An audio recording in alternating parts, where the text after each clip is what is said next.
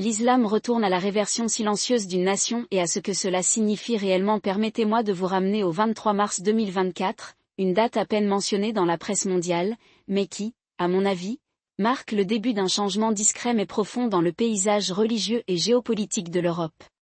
Ce samedi-là, dans la ville historique de Lisbonne, la communauté islamique du Portugal a organisé son premier iftar public, le repas du soir de rupture du jeûne du Ramadan, à l'ombre du château Saint-Georges.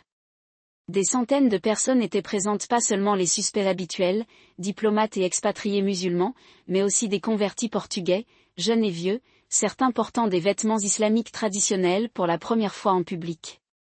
L'événement a été couvert par Publico, le journal le plus respecté du Portugal, mais seulement dans un article bref, presque dédaigneux. Le titre : Les musulmans de Lisbonne célèbrent le Ramadan avec un événement culturel.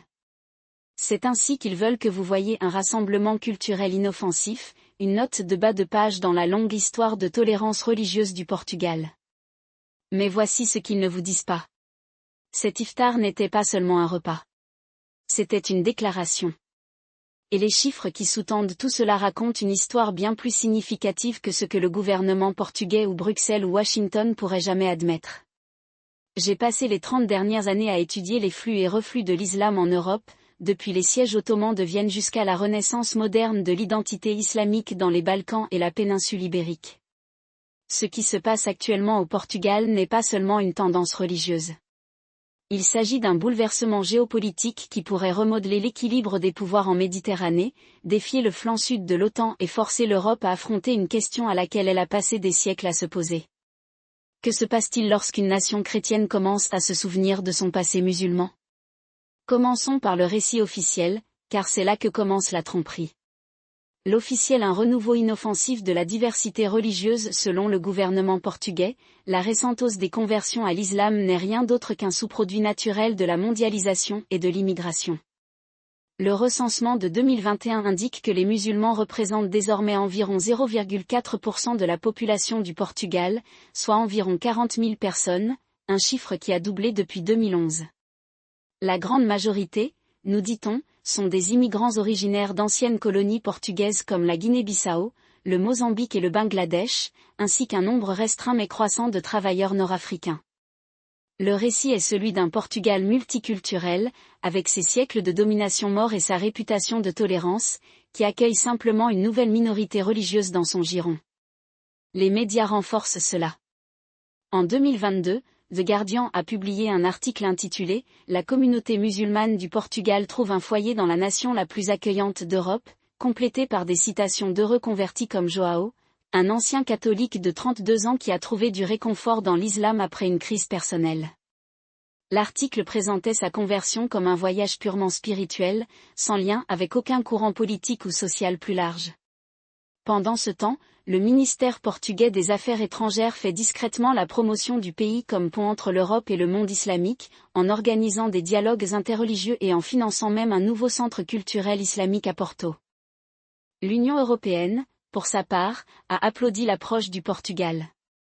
Dans un rapport de 2023, la Commission européenne a félicité Lisbonne pour ses politiques d'intégration inclusive, la contrastant favorablement avec les mesures plus restrictives prises par la France ou la Hongrie. Le message est que le Portugal est un modèle de la manière dont l'Europe devrait gérer sa minorité musulmane de manière pacifique, sans les tensions observées ailleurs. Mais il y a un problème avec ce récit. Un gros. Les données ne le supportent pas. Le cacher: une réversion, pas une conversion. Commençons par les chiffres. Le recensement portugais fait peut-être état de 40 000 musulmans, mais des chercheurs indépendants, notamment des chercheurs du Centre d'études internationales de l'Université de Lisbonne, estiment que le chiffre réel est plus proche de 100 000. Pourquoi cette discrétion ? Parce que de nombreux convertis, notamment ceux issus des zones rurales ou des générations plus âgées, n'enregistrent pas leur appartenance religieuse auprès de l'État.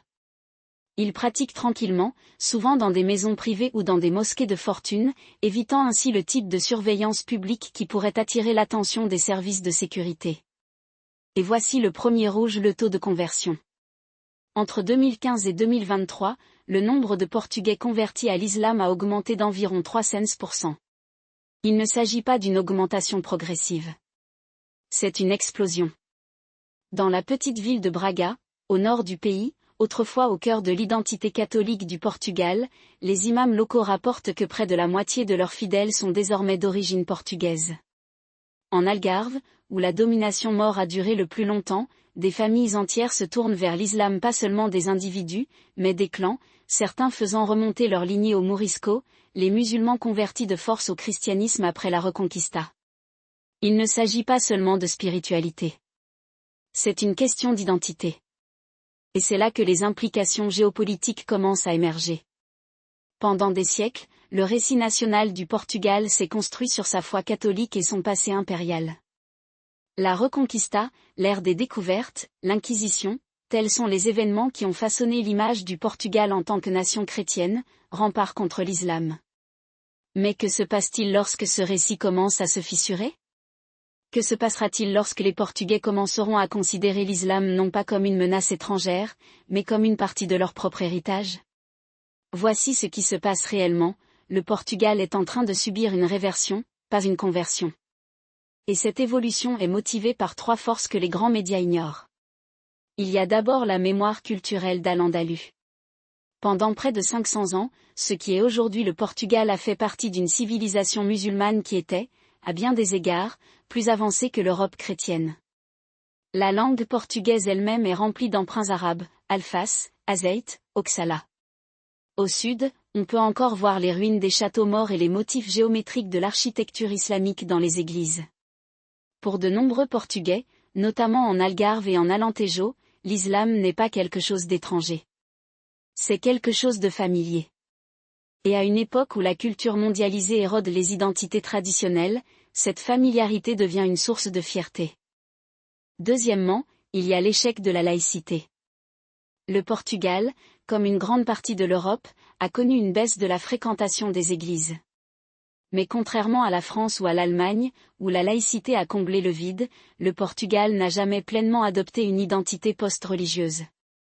L'Église catholique détient toujours une influence culturelle significative, mais son autorité morale a été affaiblie par les scandales, la stagnation économique et le sentiment croissant parmi les jeunes qu'elle n'a pas d'influence sur leur vie. L'islam, en revanche, offre un cadre moral clair et sans compromis, qui résonne dans un monde où les valeurs traditionnelles sont attaquées. Et troisièmement, il y a le vide géopolitique.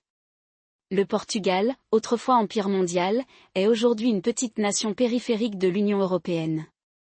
Son économie dépend du tourisme et des envois de fonds des anciennes colonies. Son armée n'est plus que l'ombre de ce qu'elle était autrefois. Et sa classe politique, malgré tous ses discours sur l'autonomie stratégique, est profondément liée à Bruxelles et à Washington. Dans ce contexte, l'islam offre à l'Europe laïque un sentiment d'appartenance à un monde plus vaste. Pour un pays qui dirigeait autrefois la moitié du monde, c'est un attrait puissant. Mais c'est ici que cela devient intéressant. Parce que ce retour en arrière ne se produit pas dans le vide. Cela est facilité. Les cachets qui se cachent derrière le renouveau islamique au Portugal ? Parlons d'argent. En 2018, la Banque islamique de développement, une institution financée par l'Arabie saoudite, a annoncé un investissement de 50 millions de dollars dans le secteur touristique portugais, avec un accent particulier sur l'Algarve. Officiellement, cela était considéré comme du développement économique. Mais les petits caractères racontaient une autre histoire. Le financement est venu avec la construction de centres culturels islamiques, la formation d'imams et la promotion du tourisme halal. Des accords similaires ont été conclus avec le Qatar et la Turquie, qui ont tous deux étendu leur influence en Europe grâce à des initiatives de soft power. Maintenant, je ne suggère pas une grande conspiration. Mais je dis que lorsque des puissances étrangères commencent à investir de l'argent dans les infrastructures religieuses d'un État membre de l'OTAN, cela en vaut la peine. Quelle est la fin du jeu ? Les Saoudiens, pour leur part, exportent depuis longtemps le wahhabisme, la forme ultra-conservatrice de l'islam qui a alimenté l'extrémisme dans des pays comme la Syrie et l'Afghanistan. Mais au Portugal, l'approche est différente. Les mosquées qu'ils financent sont modérées, voire progressistes. Ils ne prêchent pas le djihad. Ils prêchent l'intégration, mais l'intégration selon leurs conditions. Le message est le suivant, vous pouvez être portugais et musulman. Vous pouvez être européen tout en faisant partie de la Oumma. Le rôle de la Turquie est encore plus stratégique. Sous Erdogan, Ankara s'est positionné comme le leader du monde musulman, défiant la domination de l'Arabie saoudite. Au Portugal, des organisations turques comme Diyanet, l'autorité religieuse contrôlée par l'État, ont discrètement pris pied. Ils ne construisent pas seulement des mosquées. Ils offrent des bourses aux convertis portugais pour étudier à Istanbul, créant ainsi une nouvelle génération d'imams qui voient la Turquie, et non la Mecque, comme le centre de l'autorité islamique. Et puis il y a le Maroc. Les relations de Lisbonne avec Rabat ont toujours été compliquées, compte tenu de l'histoire coloniale du Portugal en Afrique du Nord. Mais ces dernières années, le Maroc est devenu un acteur clé du renouveau islamique au Portugal. Le gouvernement marocain finance la restauration de monuments de l'époque mauresque, parraine des conférences universitaires sur l'héritage islamique du Portugal et offre même aux convertis portugais la possibilité d'étudier à Rabat. Le message ? Le passé musulman du Portugal n'est pas seulement de l'histoire. C'est une tradition vivante. Maintenant, laissez-moi tranquille, je ne dis pas que ces pays obligent les Portugais à se convertir. Ce n'est pas ainsi que fonctionne le soft power. Ce qu'ils font est bien plus efficace. Ils créent les conditions du retour. Ils rendent l'islam visible, accessible et attrayant d'une manière que l'Église catholique, dont l'influence est en déclin, ne peut plus le faire. Mais voici le kicker. Il ne s'agit pas seulement de religion. C'est une question de géopolitique. Comment le Portugal est devenu un champ de bataille d'influence? Pour comprendre ce qui se passe réellement au Portugal, il faut sortir. Sortie. Nous vivons à une époque de compétition entre grandes puissances. Les États-Unis, la Russie et la Chine sont engagés dans une lutte pour la domination, et l'Europe constitue le principal champ de bataille. Mais il ne s'agit pas seulement de chars et d'accords commerciaux. Il s'agit d'idées. Et dans cette compétition, l'islam apparaît comme l'une des armes les plus puissantes de l'arsenal. Commençons par les États-Unis. Pendant des décennies, la stratégie de Washington en Europe s'est construite sur l'OTAN et l'UE. Le but ? Maintenir l'Europe fermement dans le camp occidental, alignée sur les intérêts américains. Mais cette stratégie est en train de s'effondrer. La montée des mouvements populistes, la guerre en Ukraine et la désillusion croissante à l'égard de Bruxelles ont créé un vide. Et dans ce vide, d'autres puissances interviennent. La Russie, pour sa part, joue le jeu sur le long terme. Moscou n'a pas d'influence directe au Portugal, mais ce n'est pas une nécessité. Grâce à son contrôle des approvisionnements énergétiques, ses réseaux de désinformation et ses alliances avec des pays comme l'Iran et la Syrie, la Russie s'est positionnée comme le défenseur des valeurs traditionnelles, dont, dans certains cas, l'islam. En 2022, après l'invasion russe de l'Ukraine, un groupe de convertis portugais s'est rendu à Moscou pour rencontrer le dirigeant tchétchène Ramzan Kadyrov, un allié clé de Poutine. La réunion était présentée comme un « dialogue sur la paix », mais le sous-texte était que la Russie était l'ami des musulmans. Ensuite, il y a la Chine.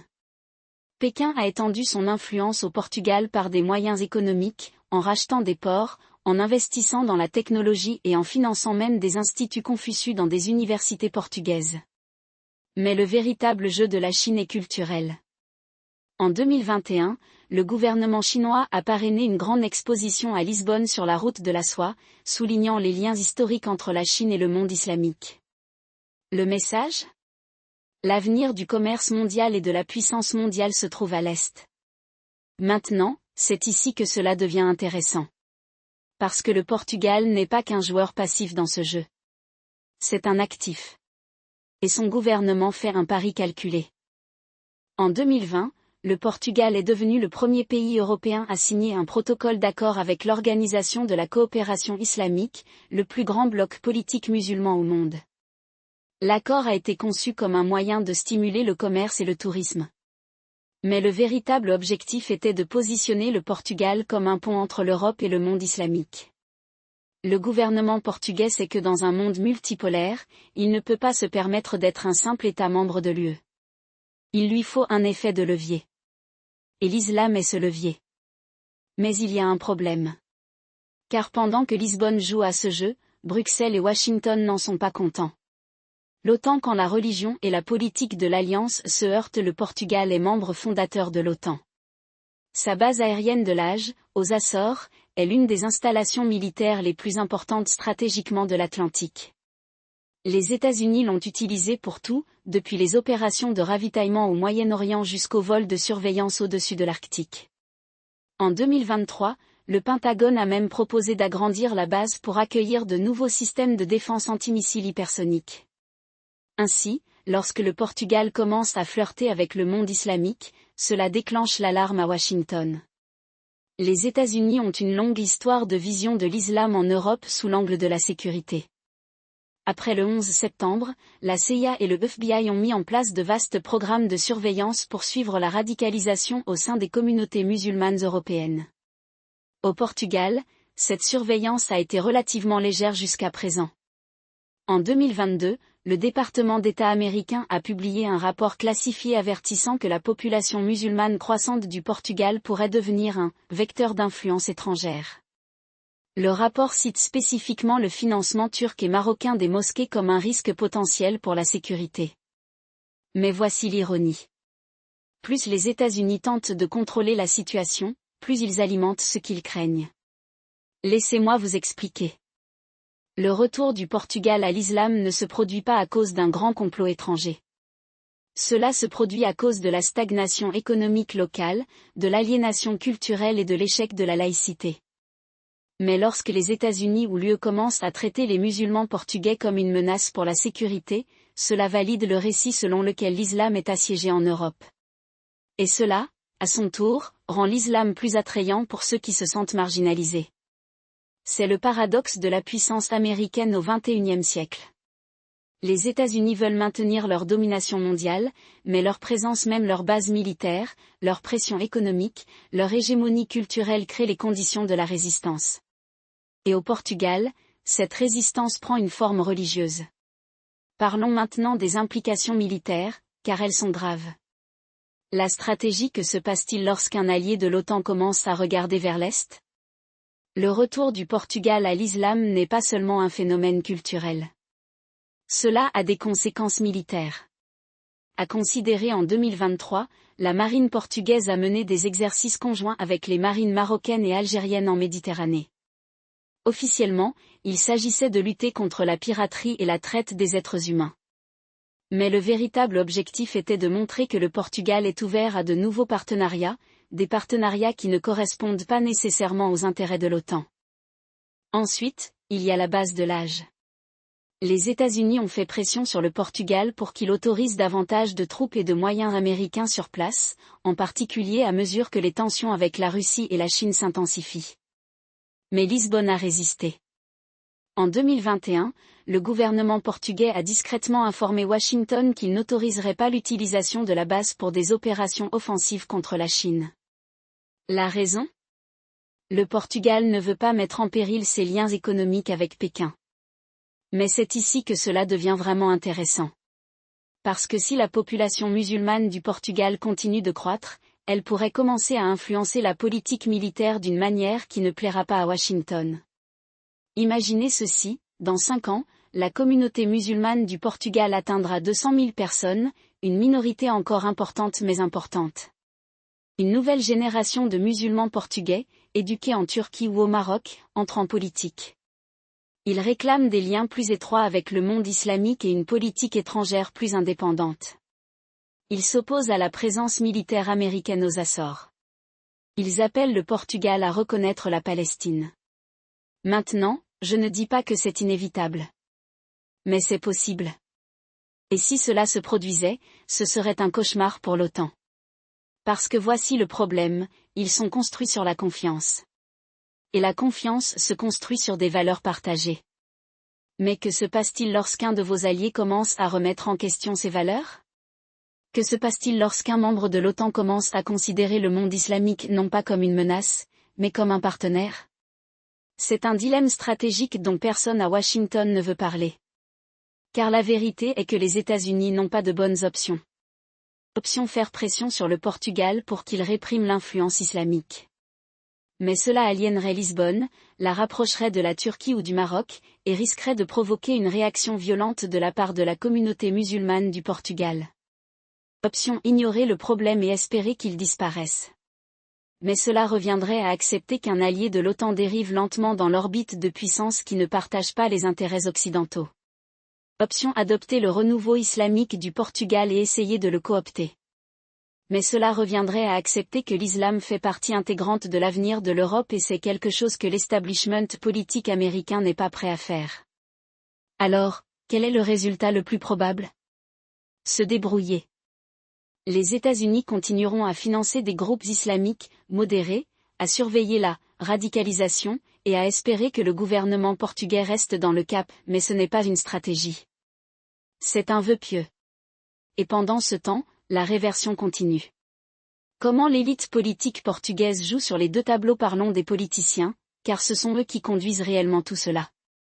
Le gouvernement actuel du Portugal, dirigé par le Premier ministre Luís Montenegro, est une coalition de centre-droit arrivée au pouvoir en 2024 sur un programme de réforme économique et de renouveau national. Officiellement, le gouvernement du Monténégro est pro-OTAN, pro-UE et pro-américain. Mais derrière le ministre des Affaires étrangères du Monténégro, Paulo Rangel, est un personnage clé dans ce domaine. Rangel est un ancien diplomate qui soutient depuis longtemps que le Portugal doit diversifier ses alliances. En 2022, il a écrit un article dans Diário de Notícia intitulé « L'avenir du Portugal réside dans le Sud », affirmant que Lisbonne devrait renforcer ses liens avec l'Afrique du Nord et le Moyen-Orient. La pièce a été largement. Maintenant, ce que la plupart des gens ne réalisent pas, c'est que l'article d'opinion de Rangel n'était pas seulement une réflexion universitaire marginale, c'était un ballon d'essai.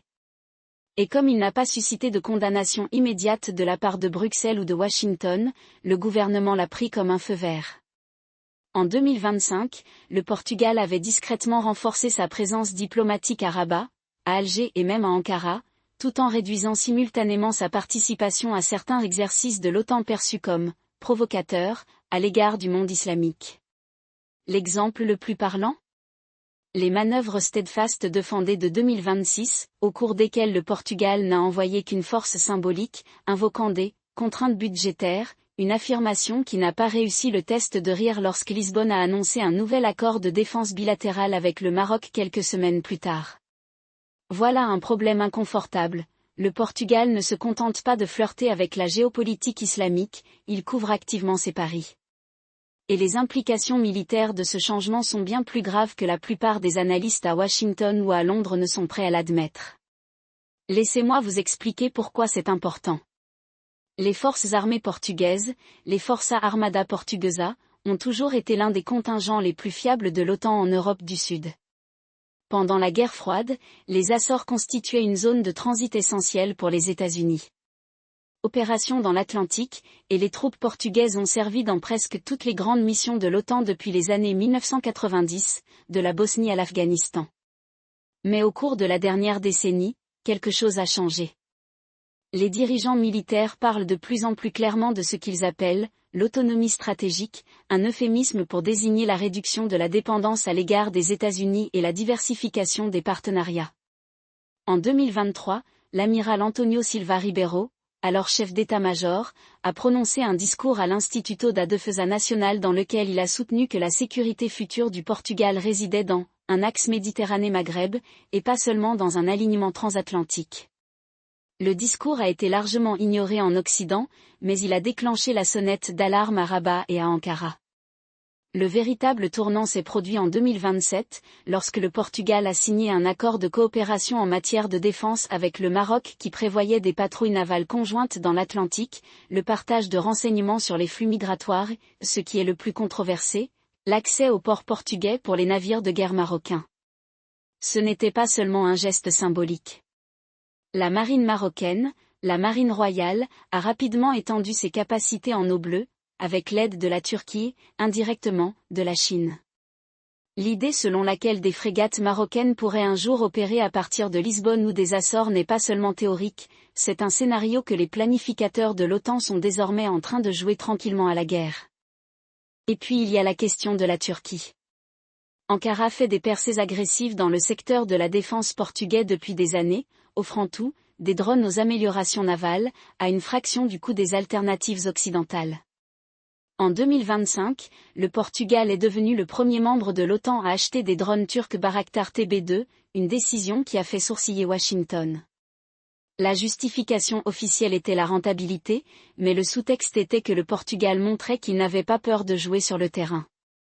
Lorsque le département d'État américain a exprimé ses inquiétudes concernant l'accord, le ministre portugais de la Défense, João Gomes Cravinho, les a écartés d'un haussement d'épaule. Nous sommes une nation souveraine, a-t-il déclaré. Nous achèterons le meilleur équipement pour nos besoins. Parlons maintenant de l'éléphant aux Açores. Cet archipel situé au milieu de l'Atlantique est un atout militaire américain depuis la Seconde Guerre mondiale, abritant une base aérienne essentielle à Lashfield qui sert de plaque tournante pour les opérations de l'OTAN dans l'Atlantique et en Afrique. Mais ces dernières années, la présence américaine dans ce pays a diminué. Le Pentagone a discrètement réduit son empreinte, invoquant un réalignement stratégique, mais la véritable raison est politique. Le gouvernement portugais a clairement indiqué qu'il souhaitait renégocier les conditions de la présence américaine, et non en faveur de Washington. En 2026, Lisbonne a exigé que les États-Unis paient les tarifs du marché pour l'utilisation de l'âge, une demande qui a été accueillie par un silence de pierre de la part du Pentagone. Derrière ce n'est pas seulement une question d'argent. Il s'agit d'un effet de levier. Le Portugal sait que les États-Unis ont besoin des Açores et ils utilisent ce besoin pour obtenir des concessions, non seulement en matière de défense, mais aussi sur un alignement géopolitique plus large. Le message est que si Washington veut conserver son accès, il devra accepter que le Portugal ne soit plus un État client. C'est un acteur à part entière, et il joue un jeu que Washington ne comprend pas entièrement. Alors, qu'est-ce que cela signifie pour l'OTAN ? Sur le papier, le Portugal reste un allié fidèle. Il atteint ses objectifs en matière de dépenses de défense, participe aux missions de l'OTAN et accueille des troupes américaines. Mais sous la surface, les fissures s'élargissent. Les relations militaires qui liaient autrefois le Portugal à l'Occident s'effilochent, remplacées par de nouveaux partenariats qui ne correspondent pas nécessairement aux intérêts de l'OTAN. Et plus le Portugal se rapproche du monde islamique, plus il devient difficile pour les États-Unis de maintenir leur influence. La partie la plus dangereuse ? Personne à Washington ne semble avoir de plan à ce sujet. Le Pentagone continue de considérer le Portugal comme un partenaire fiable, tandis que le département d'État est trop occupé à gérer les crises en Ukraine et en mer de Chine méridionale pour prêter attention à ce qui se passe à Lisbonne. Pendant ce temps, le retour se poursuit, non pas avec fracas, mais à voix basse. Un accord de défense par-ci, un réalignement diplomatique par-là, un changement discret dans la doctrine militaire que personne ne remarque avant qu'il ne soit trop tard. Et c'est là la véritable tragédie de cette histoire. Car au moment où Washington prend conscience de ce qui se passe, il sera peut-être déjà trop tard pour l'arrêter. Or, ce que la plupart des gens ne réalisent pas, c'est qu'il ne s'agit pas seulement d'une question de politique étrangère, mais aussi d'une question intérieure. Le changement de posture géopolitique du Portugal ne se produit pas en vase clos. Elle est motivée par des forces internes au pays, des forces dont l'establishment politique de Lisbonne a passé des années à prétendre qu'elles n'existaient pas. Et plus ces forces grandissent, plus il devient difficile pour la vieille garde de les ignorer. Laissez-moi vous expliquer pourquoi c'est important. La classe politique portugaise a longtemps fonctionné selon l'hypothèse que l'identité du pays était figée, catholique, européenne, atlantiste. Mais cette hypothèse s'effondre. Le recensement de 2021 a été le premier véritable signal d'alarme. Pour la première fois dans l'histoire moderne, le nombre de Portugais s'identifiant comme catholiques est tombé en dessous de 80%, avec près de 10% déclarant n'avoir aucune religion. Mais ce qui est plus frappant, c'est l'augmentation du nombre de personnes s'identifiant comme musulmanes, une infime fraction, seulement 0,4%, mais une multiplication par 3 par rapport à la décennie précédente. Cela peut sembler peu, mais dans un pays où l'islam a été pratiquement effacé après 1249, il s'agit d'un changement sismique. Voilà qui est inconfortable, les chiffres ne mentent pas, mais les politiciens mentent. Lorsque les résultats du recensement ont été publiés, le gouvernement les a minimisés. Les médias en ont à peine parlé. Et pourtant, à huis clos, les services de renseignement tirent la sonnette d'alarme. Le Serviço de Informação de Segurança surveillait depuis des années la croissance des communautés islamiques, non pas parce qu'elles constituaient une menace, mais parce qu'elles devenaient une force politique. En 2023, des rapports internes estimaient que la population musulmane représentait près de 1% du total, la majorité étant concentrée à Lisbonne, Porto et l'Algarve. C'est encore peu, mais c'est suffisant pour avoir de l'importance dans un pays où les élections sont souvent décidées par des marges très minces. Et c'est là que les choses deviennent intéressantes. La classe politique a passé des décennies à considérer la communauté musulmane du Portugal comme une considération secondaire, une poignée d'immigrés venus d'anciennes colonies, principalement de Guinée-Bissau et du Mozambique, qui sont restés isolés. Mais cela change. Les deuxième et troisième générations sont différentes. Ils sont portugais. Ils parlent la langue sans accent. Ils votent. Et ils ne se contentent plus d'être invisibles. Prenez les élections locales de 2024. Dans le quartier historique de Mouraria, à Lisbonne, une coalition de partis de gauche et de dirigeants de la communauté musulmane a pris pour la première fois le contrôle du conseil local. Le nouveau maire, un avocat de 32 ans d'origine marocaine, s'est présenté sur un programme urbanisme inclusif, un code de politique qui rendrait le quartier plus accueillant pour les résidents musulmans. Cela signifiait tout, depuis la nourriture halal dans les cantines scolaires jusqu'à la construction d'une nouvelle mosquée, la première à Lisbonne depuis le XIIe siècle. Les médias nationaux l'ont présenté comme une victoire progressiste, mais le sous-texte était que la communauté musulmane du Portugal n'était plus seulement une note démographique. C'était un bloc politique. Aujourd'hui, l'establishment se démène pour réagir. Le Parti socialiste, qui a dominé la politique portugaise pendant une grande partie des 2 dernières décennies, a été le plus agressif pour courtiser les électeurs musulmans. En 2025, ils ont nommé le premier secrétaire d'État musulman à l'intégration du Portugal, une décision qui s'est heurtée à une résistance discrète de la part de la vieille garde du parti. Le Parti social-démocrate de centre-droit a adopté une approche différente, essayant de récupérer la question en présentant l'islam comme un « héritage culturel », plutôt que comme une foi vivante. Leur programme électoral de 2026 comprenait un engagement à restaurer les monuments de l'époque mauresque du pays, un clin d'œil à la nostalgie d'Al-Andalus qui grandit parmi les jeunes électeurs. Mais voici qu'aucune des 2 parties n'est vraiment préparée à ce qui s'en vient.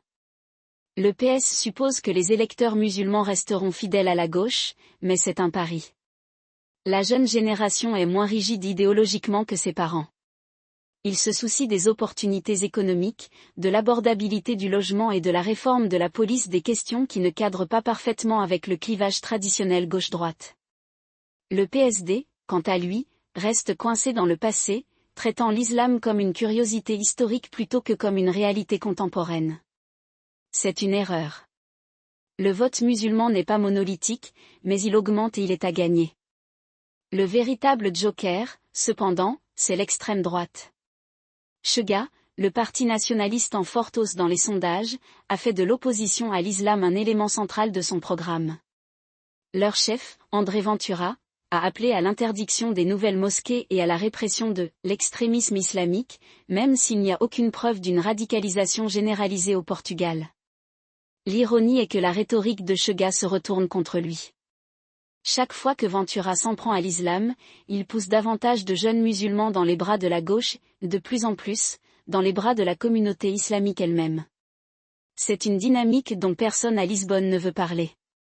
Plus l'extrême droite attaque l'islam, plus elle pousse les musulmans à s'organiser politiquement.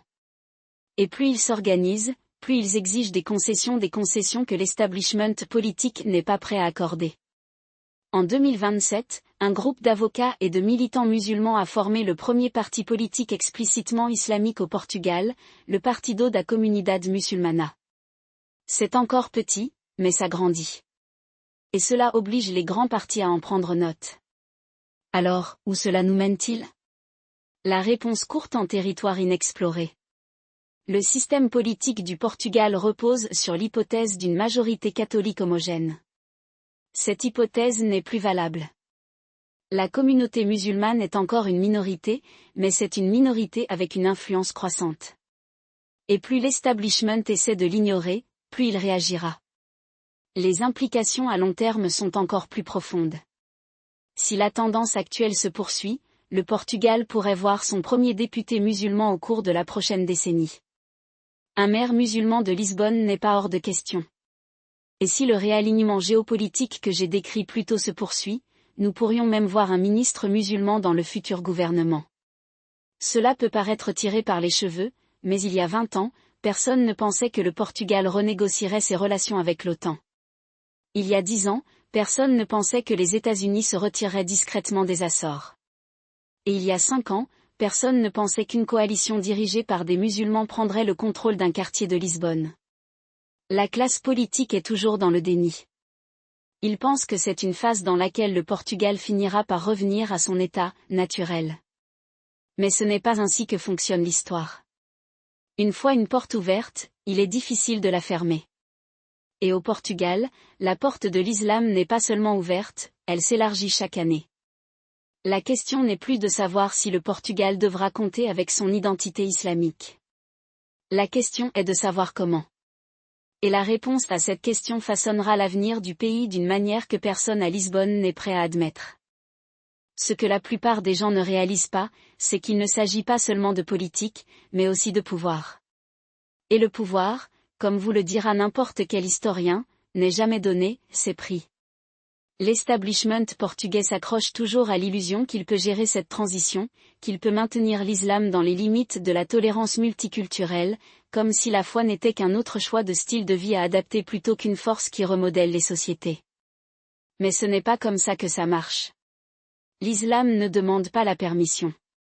Il n'attend pas l'approbation. Il pousse là où il trouve de l'espace, et au Portugal aujourd'hui, il trouve plus d'espace que prévu. Laissez-moi vous expliquer pourquoi cela est important au-delà des gros titres. Le Partido da Comunidade Muçulmana n'est pas qu'un parti de protestation parmi d'autres.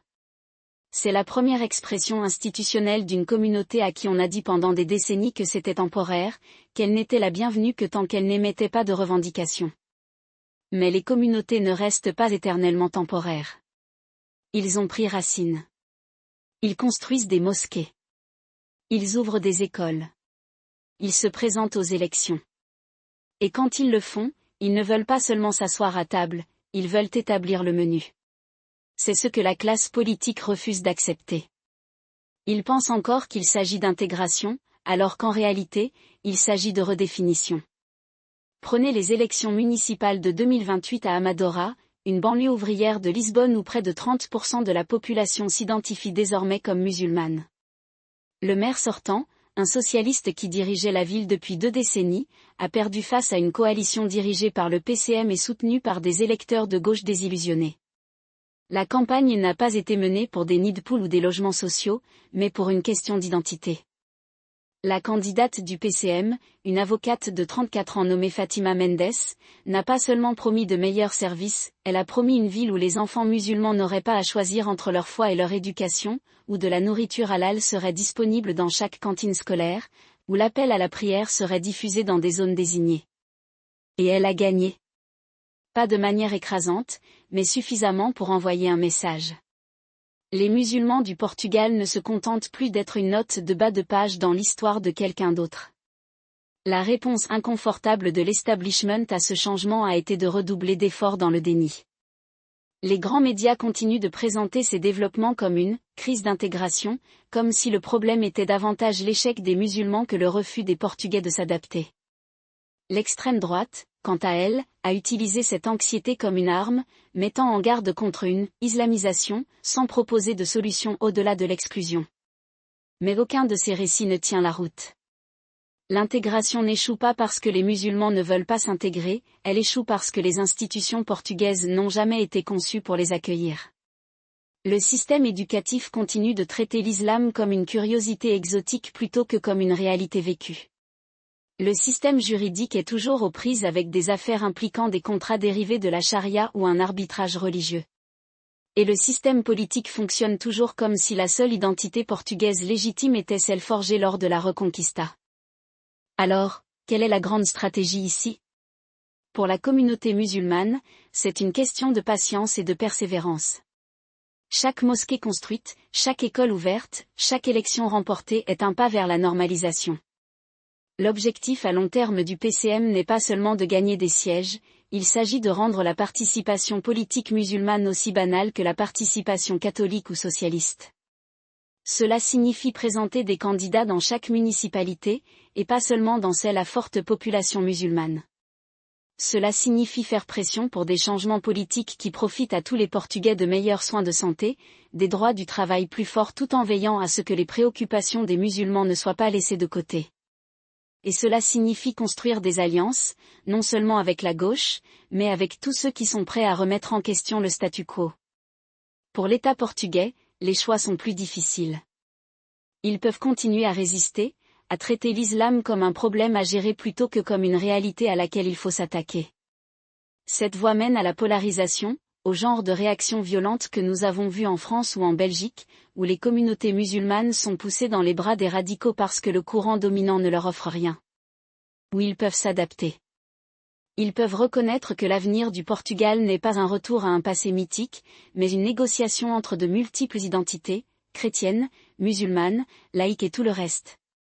Cela ne signifie pas céder à l'islamisation, quoi que cela signifie. Cela signifie accepter que le Portugal n'est plus une monoculture et que plutôt la classe politique cessera de prétendre le contraire, mieux ce sera. Laissez-moi vous donner un exemple de ce à quoi ressemble l'adaptation. En 2029, le gouvernement a finalement adopté une loi autorisant les fonctionnaires musulmans à porter le hijab dans toutes les institutions publiques. Il ne s'agissait pas d'un changement radical, l'Espagne avait fait de même 10 ans plus tôt, mais au Portugal, cela a été traité comme un changement sismique. La droite hurlait de « se rendre à l'islam », tandis que la gauche se félicitait de ses références progressistes. Aucune des deux parties ne semblait comprendre qu'il ne s'agissait pas d'une question d'idéologie. C'était une question de pragmatisme. Le Portugal compte une population musulmane croissante, jeune et de plus en plus affirmée. Refuser de les accueillir ne les fait pas disparaître, cela les rend simplement plus déterminés. Certains diront que tout va trop vite et que le Portugal doit ralentir pour préserver son identité. Mais l'identité n'est pas statique. Cela ne l'a jamais été. Le Portugal d'aujourd'hui n'est pas le Portugal de 1974, encore moins le Portugal de 1578. Le pays a déjà absorbé des vagues d'immigrants brésiliens, ukrainiens, angolais et à chaque fois, il a changé. La différence maintenant, c'est que les nouveaux arrivants ne sont pas seulement de passage. Ils restent. Ils élèvent des familles. Ils façonnent la culture. Et ils le font à un moment où la position géopolitique du Portugal est plus incertaine qu'elle ne l'a été depuis des siècles. C'est l'autre pièce du puzzle dont personne à Lisbonne ne veut parler. La valeur stratégique du Portugal a toujours été liée à sa situation géographique, d'abord comme porte d'entrée vers le Nouveau Monde, puis comme avant-poste de l'OTAN pendant la guerre froide.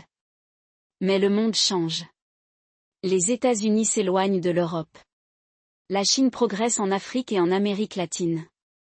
Et le monde musulman, autrefois une préoccupation lointaine, est désormais un voisin. Les relations du Portugal avec le Maroc, par exemple, n'ont jamais été aussi importantes. Les échanges commerciaux entre les deux pays ont triplé depuis 2020 et les investissements marocains dans l'immobilier et les infrastructures portugaises remodèlent l'économie. Ce n'est pas seulement une question d'affaires, c'est une question d'influence. Et l'influence circule dans les deux sens. Alors, où cela nous mène-t-il ? Dans un endroit où les anciennes règles ne s'appliquent plus. Le Portugal du futur ne sera pas défini par ses gloires passées, mais par sa capacité à naviguer dans un monde où le pouvoir est diffus, où les identités sont fluides et où la seule constante est le changement. La communauté musulmane n'est pas la seule force à l'origine de cette transformation, mais elle est l'une des plus visibles. Et plus l'establishment résiste, plus il devra prendre en compte le fait que la résistance est vaine. Je vous laisse avec cette pensée. En 1147, lorsqu'Afonso Henrique reprit Lisbonne aux Maures, il ne se contenta pas de conquérir une ville, il mit en branle un récit de triomphe chrétien qui définira le Portugal pendant des siècles. Mais l'histoire a tendance à boucler la boucle. La Reconquista n'a pas marqué la fin de l'islam au Portugal. Ce n'était qu'un intermède. Et aujourd'hui, 800 ans plus tard, l'histoire est toujours en train de s'écrire. La question n'est plus de savoir si l'islam reviendra au Portugal. C'est déjà le cas. La question est de savoir vers quel type de Portugal il reviendra, un pays qui embrasse sa complexité ou qui s'accroche à un mythe de pureté. La réponse à cette question déterminera non seulement l'avenir des musulmans du Portugal, mais aussi celui du Portugal lui-même.